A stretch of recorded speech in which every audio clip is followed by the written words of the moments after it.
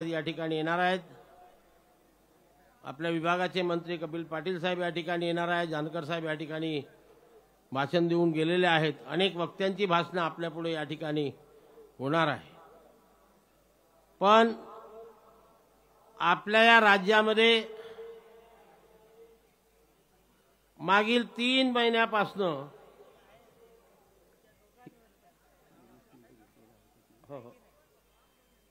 ही जी लढाई या ठिकाणी सुरू आहे, बंधू आणि भगिनींनो समजून घ्या, 2 प्रकारची लढाई आहे। आम्ही लढतो आहे आमच्या संविधानिक अधिकाराचं रक्षण करण्यासाठी। आम्ही काही सरकारला नवीन नाही मागून राहिलो।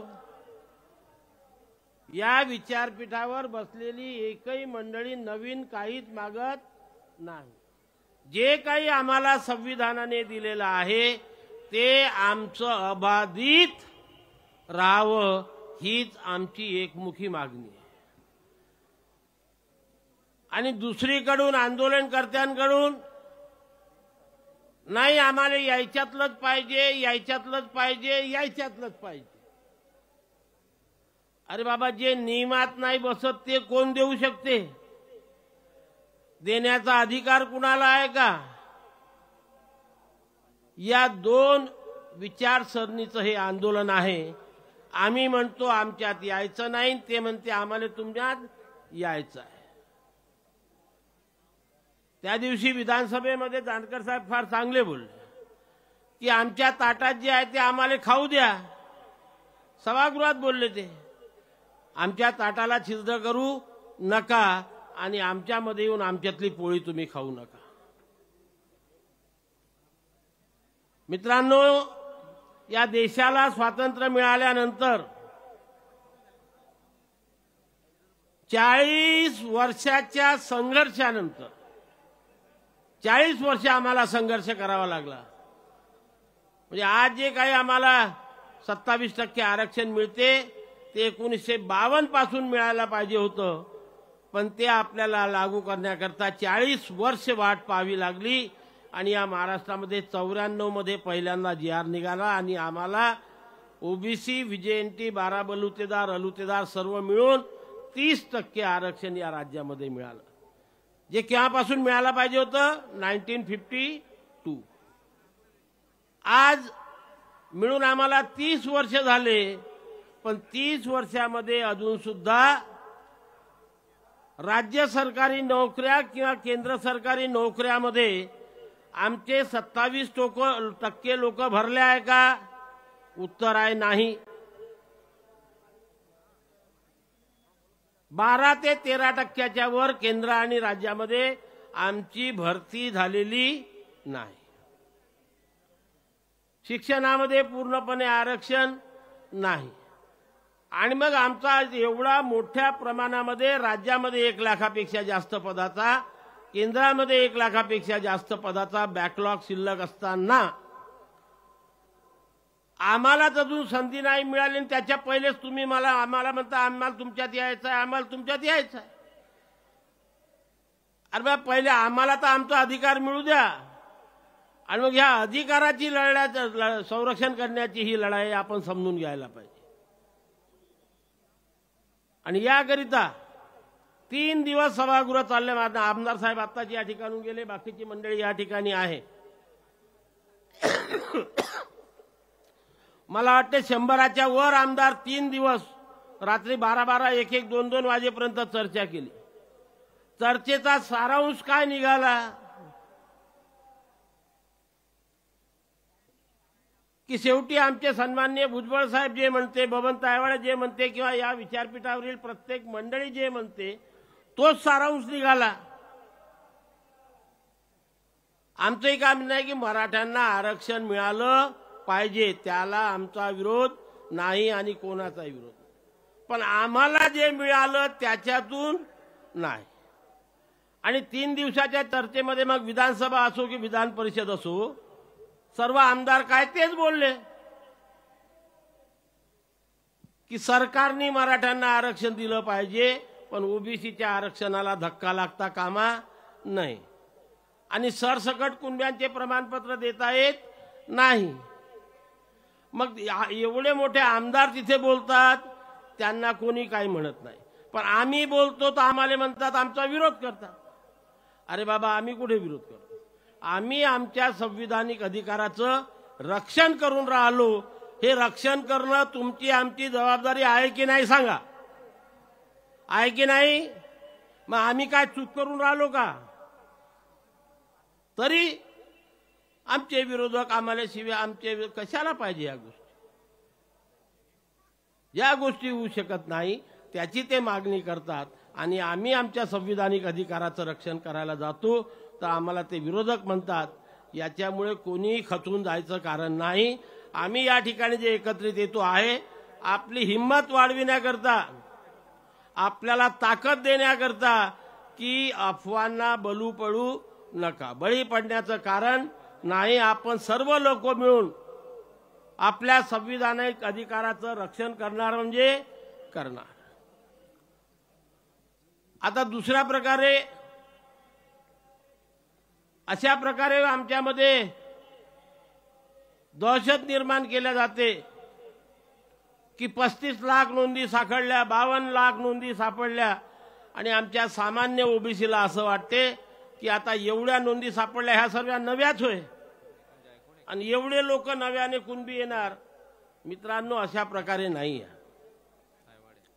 ह्या ज्या नोंदी सापडल्या ह्या 1947 ते 67 मधल्या कालावधीतल्या आणि त्या कालावधीमध्ये या जिल्ह्यामध्ये प्रत्येक जिल्ह्यामध्ये आमच्या नागपूरला 2,35,000 नोंदी सापडल्या।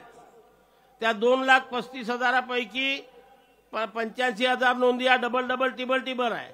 1.5 लाख नोंदी सापडल्यानंतर 1.5 लाख पैकी 1.5 लाख लोकांनी प्रमाणपत्र घेतले, नव्यानं काय भेटलं?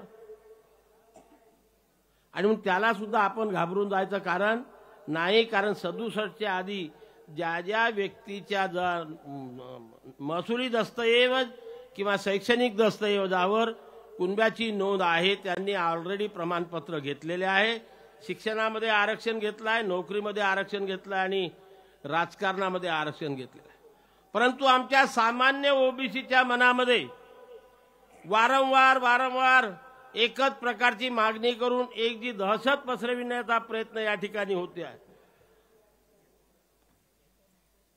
त्यापासून सावध राहण्याकरता, त्या अफवांच्या विरोधात तुमची हिंमत वाढविण्याकरता आम्ही या ठिकाणी सर्व येतो की हे सर्व चुकीचं आहे। आपल्याला जे काय मिळालेलं आहे ते संविधानिक आहे आणि त्याचं रक्षण तुम्ही आणि आम्ही मिळून सर्व मिळून करायचं। आम्हाला यांचा जे पुष्कळदा म्हणतात आमचं चोरलं, आमचं चोरलं, आमचं। अरे बापा, काय चोरलं? तुम्ही ऐकता ना टीव्हीवर? काय चोरलं? मी तर जाहीरपणे म्हणतो काय चोरलं ते सांगावं, माझ्याशी डिबेट करावा। आमच्या ओबीसीला जे मिळालं 1967ला काका कालेलकर आणि महाराष्ट्रातल्या देशमुख समितीने ज्या जाती सोडल्या होत्या त्याच्यात 180 जाती ओबीसी मध्ये आहेत हे होतं। त्याच्यामध्ये कुणबी होतं, तेली होतं, माळी होतं, आगरी होतं, कोळी होतं, म्हणून आम्हाला तेव्हा ते आरक्षण मिळालं। नंतर 78 मध्ये बीपी मंडल आयोग आला, त्यांनी 80 मध्ये अहवाल सादर केला, अजूनही आपल्या वेबसाईटवर आहे, तो जाऊन पहा। त्याच्यामध्ये सर्व ज्या जाती होत्या त्या 180, त्याच्या व्यतिरिक्त आणखी 92 जाती करून 272 जाती आणि इतर काही जाती असं मिळून त्यांनी जवळजवळ 400 जाती या ओबीसी मध्ये आहे हे सांगितलं। आणि त्या जाती कोणी आयडेंटिफाय केल्या? केंद्राने। केंद्राने आयडेंटिफाय केल्यावर राज्याला आयडेंटिफाय करायची गरज नाही। आणि म्हणून जेव्हा 1993ला केंद्राने या देशातील 52% ओबीसींना 27% आरक्षण देण्याचं सर्वोच्च न्यायालयाच्या निर्णयानंतर, तसा तो निर्णय लागला होता 7 ऑगस्ट 1990ला, लोकसभा आणि राज्यसभेमध्ये पास झाला आहे बीपी मंडल आयोगाचा अहवाल। 2 शिफारसी मान्य झाल्या। लोक म्हणतात लोकसभेत मान्यच नाही झाल्या। अरे बाबा, 7 ऑगस्ट 1990चं रेकॉर्डिंग जाऊन पहा। त्याच्यानंतर लोक कोर्टात गेले, इंदिरा साहनी जजमेंट बनतात त्याला, आणि मग केंद्र सरकारने 52% ओबीसीला 27% आरक्षण लागू झालं आणि केंद्राने लागू केल्यावर राज्यामध्ये त्यावेळेस 1994ला त्या मंडल आयोगाच्या मध्ये ज्या ज्या जाती दिल्या होत्या त्या सर्वांना महाराष्ट्रामध्ये सुद्धा SC ST मिळून 20% आरक्षण गेलं होतं. उरलेलं 30% आरक्षण ओबीसी व्हीजेएनटी SBC यामध्ये वाटून 30% आरक्षण आपल्याला दिलेलं आहे, जे लीगल आहे, इलिगल काही. पण चुकीचं आहे. आमचं चोरला काही चोरलेलं नाही. लक्षात ठेवा, आपल्याला जे मिळालेलं आहे ते संविधानाप्रमाणे बरोबर आहे आणि त्याचं रक्षण करण्याची जबाबदारी ही आमच्यावरती आहे. आणि म्हणून माननीय भुजबळ साहेब जे काम करतायत आहेत, कोणत्या तरी नेत्याचा हात छत्र आमच्या डोक्यावरती असणं फार गरजेचं आहे की अशा वेळेस लोक जेव्हा भयभीत होऊन राहिलेले आहेत, चिंतेमध्ये आहेत, त्यांची चिंता दूर करण्याकरता, त्यांच्यामध्ये आलेलं भय दूर करण्याकरता अशा प्रकारच्या सभांचं आयोजन करून आम्ही तुमची हिंमत वाढवण्याचं काम करतो आहे. कशा करता हिंमत की वेळ आली तर आपल्याला आपल्या संविधानिक अधिकाराचं रक्षण करण्याकरता याच्यापेक्षा जास्त संख्येने रस्त्यावरती यावं लागेल आणि आपल्या संविधानिक अधिकाराचं रक्षण करावं लागेल, ही गोष्ट लक्षात ठेवा. ह्या सभा काही कुणाला नेत्या होण्यासाठी नाही आहे. सर्वच नेते या विचारपीठावर बसलेले, पण समाजाचं रक्षण करण्याची जबाबदारी या सर्व लोकांनी स्वीकारलेली आहे आणि ती निभवण्याकरता, ती पूर्ण करण्याकरता आम्ही या ठिकाणी एकत्र आलेलो आहोत. आपण कुठल्याही प्रकारची हिंमत हारण्याचं काम नाही आणि म्हणून आम्ही याच्या पुढे लक्षात ठेवा मित्रांनो, एक नारा सर्वांनी पाठ केलं पाहिजे की जो ओबीसी की बात करेगा वो देश पे राज. याच्या पुढे आपल्याला करावं लागेल की जो नेता सभागृहामध्ये आमचे ओबीसीचे प्रश्न मांडतील त्याच्या मागे पटपटपणे आपल्याला उभं राहावं लागेल. नाहीतर आमच्या 60% लोकांचे मतं घ्यायचं, निवडून आलं आणि आमच्याविषयी सभागृहामध्ये बोलायचं नाही, हे याच्या पुढे आम्ही चालू देणार नाही. ही सुद्धा शपथ तुम्हाला आम्हाला घ्यावी लागेल. कारण मी नेहमी म्हणत असतो की हम अपना हक मांगते नहीं किसी से भीक मांगते. आम्हाला संविधानाने दिलं पाहिजे. काय काय दिलं पाहिजे केंद्र सरकारने आणि राज्य सरकारने हे बीपी मंडल कमिशन मध्ये दिलेलं आहे, संविधानामध्ये दिलं आहे. पण दुर्भाग्य तुमचं आणि आमचं असं आहे, आम्ही आमच्या फुले शाहू आंबेडकरांचा पुरोगामी महाराष्ट्र म्हणतो, पण या पुरोगामी महाराष्ट्रामध्ये सांगताना मला लाज वाटते की मागच्या 75 वर्षामध्ये आमच्या ओबीसी पोरांसाठी एकही हॉस्टेल नाही. का नाहीये? कारण तुम्ही आम्ही संख्या दाखवतच नाही, आमची डोकशेच नाही दाखवत.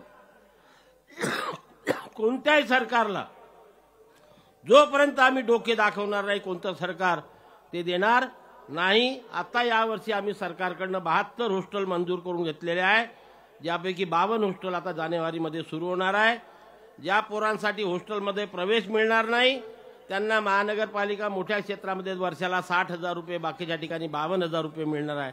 आता आमच्या ग्रामीण भागातील ओबीसीचे शेतकरी शेतमजुराचे पोरं हे जिल्ह्याच्या ठिकाणी जाऊन चांगलं शिक्षण घेऊ शकतील, याकरता ह्या योजना आम्ही राष्ट्रीय ओबीसी महासंघाच्या माध्यमातून सरकारकडून स्वातंत्र्याच्या 75 वर्षानंतर मिळवून घेतलेल्या आहे.